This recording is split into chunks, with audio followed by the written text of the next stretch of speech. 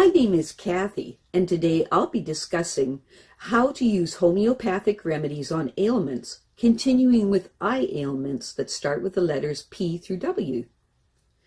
But before I do this, I wanted to let you know that because I have a great many videos now on many different topics, that I've decided to make several different video playlists so that it's easier to find the videos of greatest interest. So please check out my playlist page.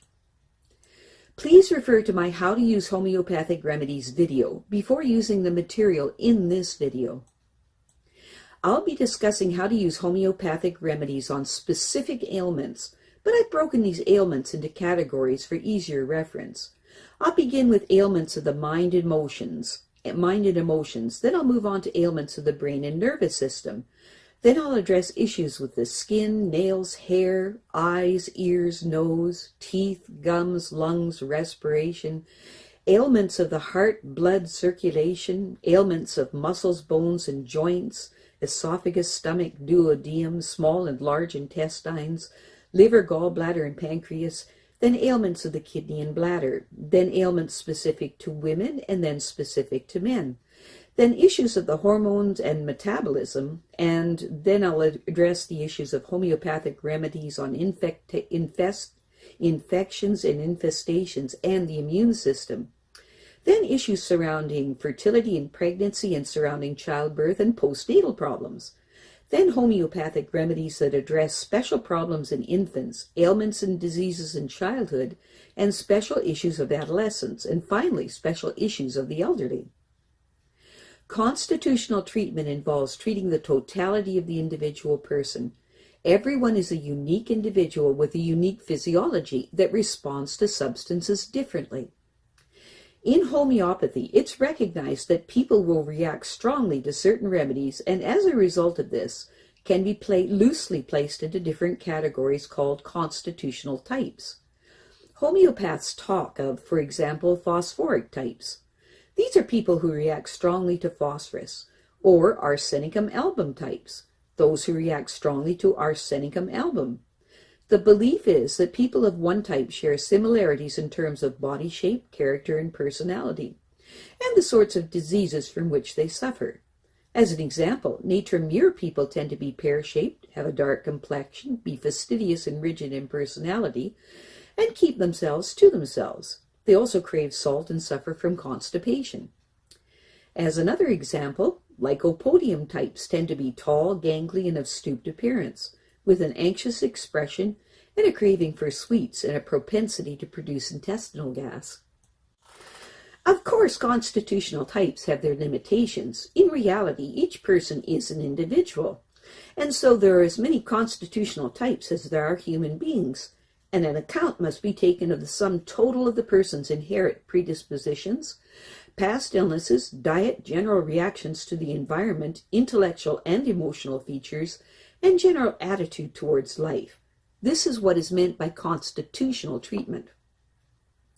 I'll be making detailed videos of the various constitutional types after I've completed the use of homeopathic remedies on ailments. The ideas, procedures, and suggestions in this video and all my homeopathic videos are not intended as a substitute for the medical advice of a trained health professional. Consult your physician before adopting the suggestions in this video. If you're pregnant, do not attempt these techniques without the approval of your physician. So, let us continue with learning how homeopathic treatments can help the eye ailments.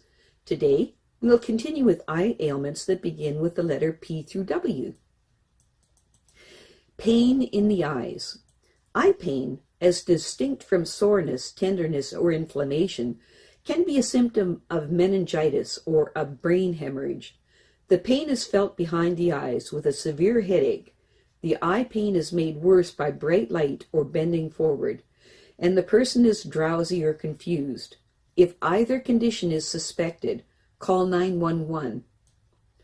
Eye pain can also be a symptom of temporal arteriitis, whose symptoms are pain behind eyes and pain in the temple, fever, and a fluey feeling. Acute iritis is associated with blurred vision or acute glaucoma. Blurred vision, great sensitivity to light. In all three cases, appropriate action is to see your doctor within 2 hours. More commonly, eye pain is associated with sinusitis. The symptoms are pain behind the eyes and pain or tenderness over one or both eyes or in cheeks or the eyes or eye strain. Specific remedies to be given every 15 minutes until help arrives. If it is meningitis, hemorrhage or temporal arteritis is suspected.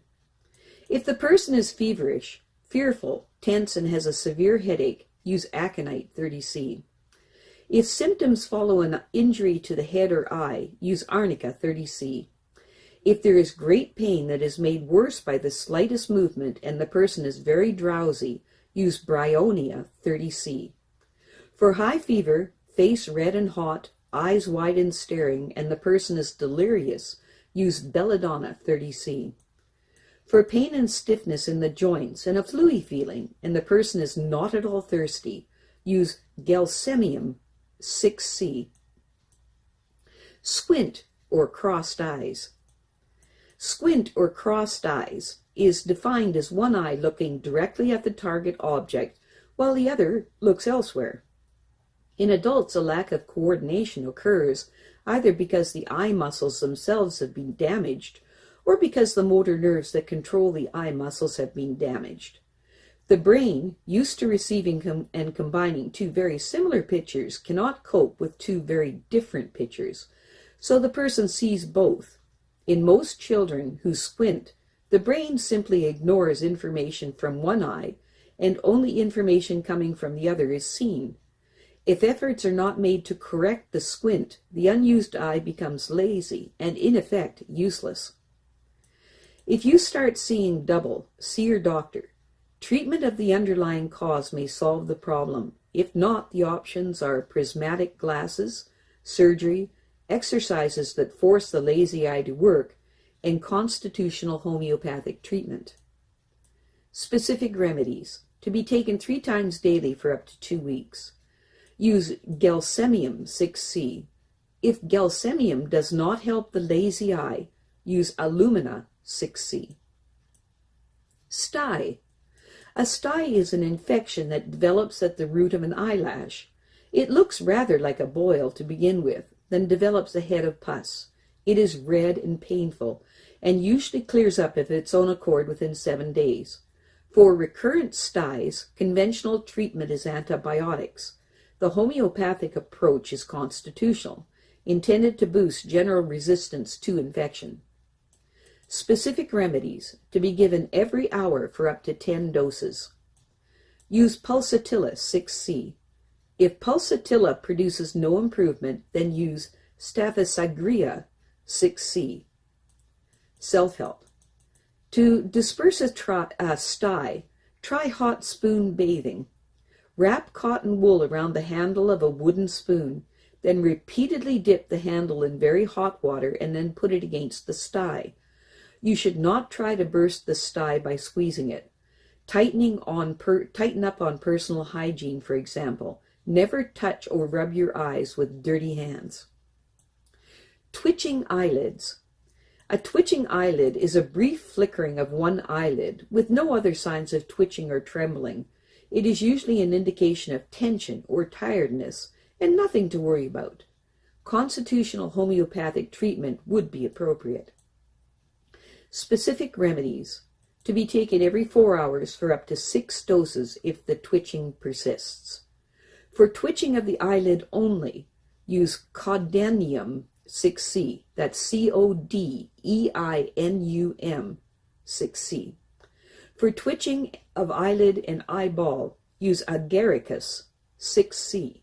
For twitching and inflammation of the eyelid, use Pulsatilla 6C. Watering eyes.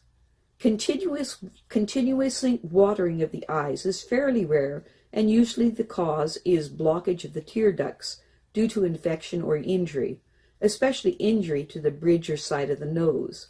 If the condition is not relieved by the following homeopathic remedies, then see your doctor. Specific remedy to be given 4 times daily for up to 7 days. When the tear duct is infected, use Silicea 6C. I have a great many videos now on many different topics, so I've decided to make several different video playlists so that it's easier to find the videos of greatest interest. So please check out my playlist page. Well, that's it for now. To stay up to date with my latest videos, make sure to subscribe to this free YouTube channel by clicking the red subscribe button right below this video. Take care.